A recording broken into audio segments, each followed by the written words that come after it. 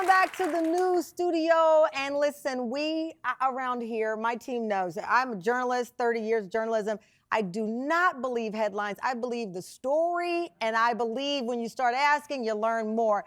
All hour, we are going beyond the headlines and asking the questions of some of the biggest stories out there right now. Our next guest faced a life-threatening emergency behind the wheel, causing her to drive into a pond with her 2 children inside. I saw this headline. I was reading it, could not imagine what it was like. And then I learned it was all caught on camera. I want to warn you, it may be difficult to watch, but the story of what people will do to help someone else will lift your heart. Take a look. She's having a seizure. She's sunk. She's in the water. That's 12-year-old Dwight Winbush in this heart-pounding police body cam footage as he desperately tries to save his mother's life. The brave 7th grader and his 16-year-old sister, Briasia, were with their mom, Jonquetta, when she lost control of their car while suffering a seizure, leading her to drive into a pond. As their car was quickly filling with water and sinking, the siblings were able to climb out, but their mom was unconscious and they couldn't rescue her. Terrified they wouldn't save her in time, quick-thinking Briasia told her brother to run for help. Dwight found police nearby patrolling traffic, and right away, Charles Cobb jumped into action. Come on, hop in. I'll bring you over there. Hurry! Okay, hop in. At the same time, Epifanio Munguia was passing by on his way home from church. Noticing the commotion, he stopped to help Officer Cobb break the car window and pull Jonquetta out. Here, I got a punch. Here. Just seconds before, the car completely submerged. Get her up here, get her up on hard. But Jonquetta was not breathing, and in front of her children, Officer Cobb performed CPR, saving her life. Please welcome to the Tam fam, Jonquetta Winbush and her beautiful boy, Dwight.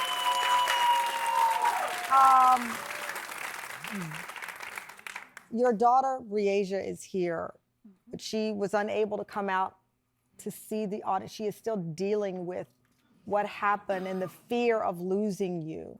Yes. So I just want to say, Briasia, we love you, and I know you're watching, and love your mom.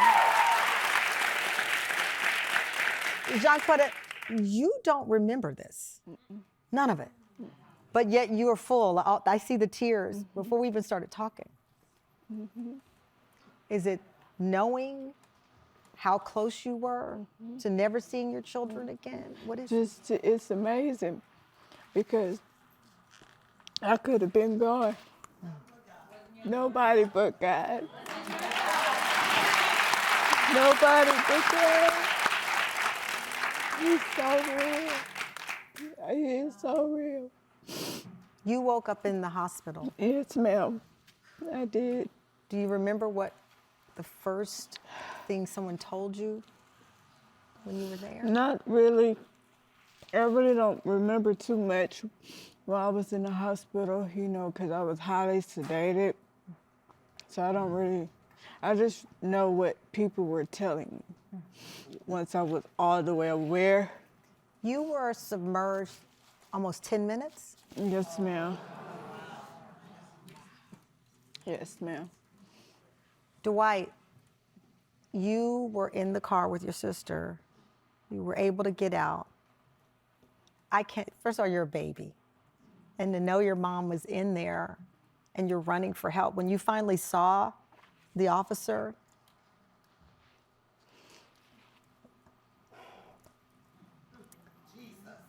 it's hard to watch that. Do you remember it? What do you remember?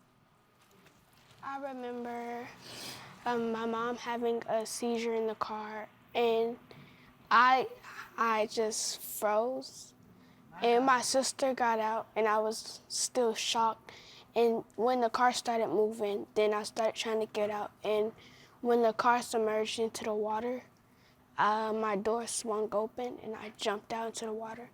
And I got out the water, and my sister told me to go down the street and get a police officer, because we were speaking of the police officer, because we were like, it's an odd place where a police officer would be. So you were running until you saw someone, and that was the first person you saw was the officer. Yes, ma'am. How far was it from where the car went into the pond to when you found him? Well, if you know, it was like 100-meter dash, like track, something like that. It was And you like, didn't give up. You just kept running. You just kept running.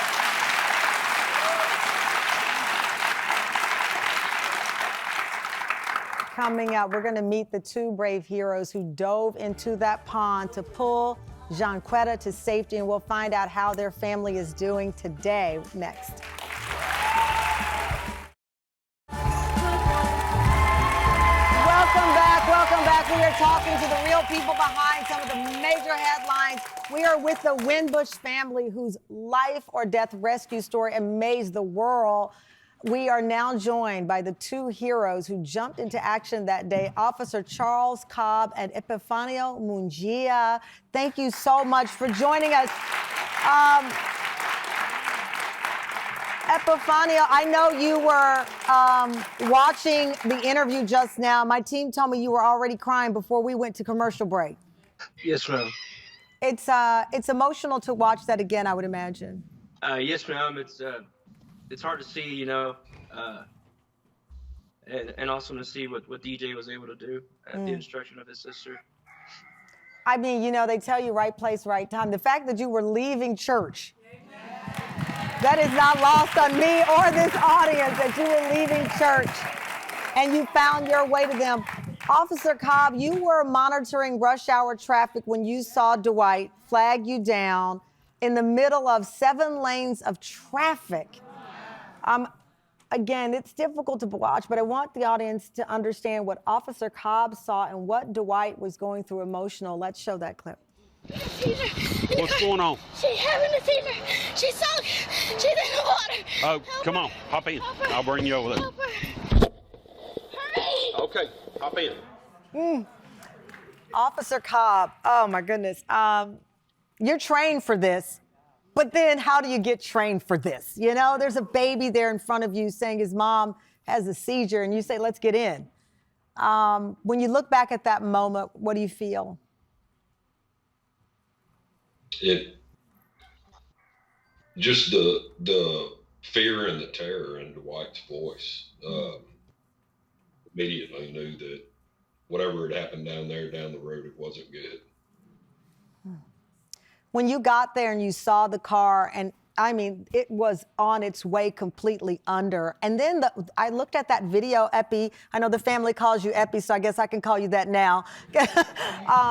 It's murky, it's cloudy. I mean, this is not water you can visibly see in. You couldn't see anything under there, Officer Cobb.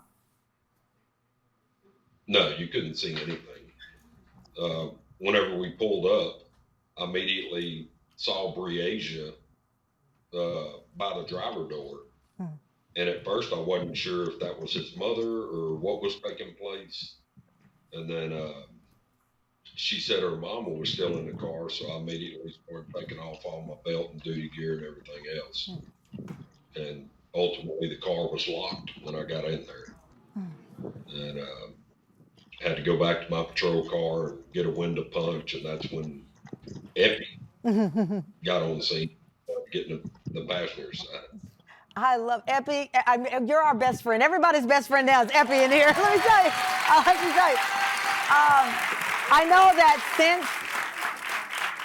since that day, you both have been honored for your heroism and you received the life-saving award, and you both have stayed in touch during this time. Epi, when you look back at it, again, on your way home from church, you never know what's going to happen in your life. How do you explain this?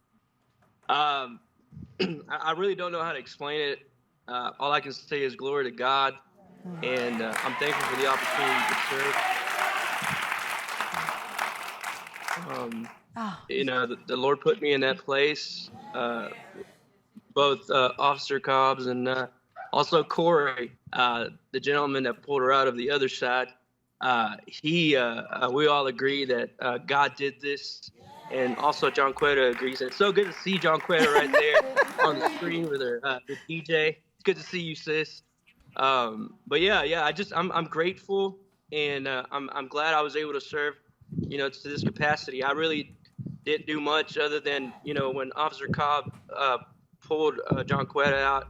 I just remember I started calling on the name of Jesus. I held her hand, and we just began to pray as Officer Cobb began to perform CPR and do what he knows to do, and he saved her life. So Wow. And I have to tell you, Officer Cobb, you can't see her.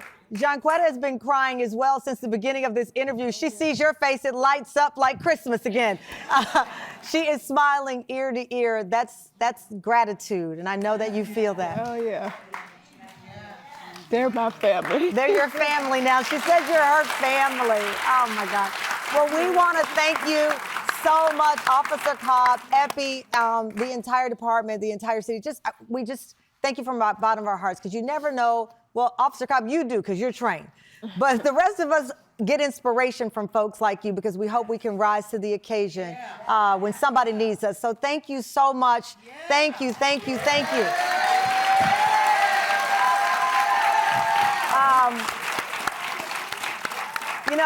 It's interesting. Now, as I understand it, Jonquetta, Dwight, this is y'all's first time visiting New York. Yes, ma'am. And I know that it's been an emotional time. Breasia is, as I said, backstage still dealing with this, because it is terrifying. The idea of not seeing them again and them not seeing you again. It's hard to shake. Mm-hmm. But I want to not forget what happened, but give you a memory that I hope you cherish while you're here in New York City. Yes, ma'am. So while y'all are here, there's this place, it's called Serendipity 3. It is like heaven.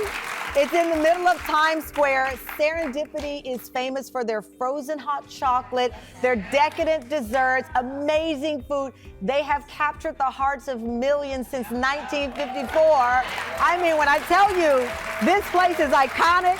Look at Dwight. Dwight's like, okay, you had Dwight. We might not find you in their sweet center. It is absolutely divine. Well, we're sending you there, and after dinner at Serendipity 3, you're gonna head over to see the award-winning musical that I could watch every day of my life, The Lion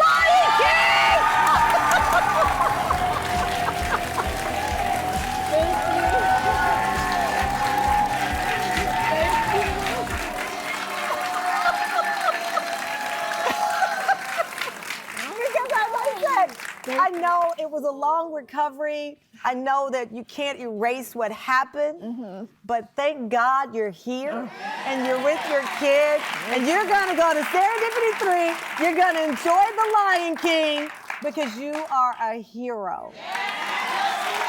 Thank you so much.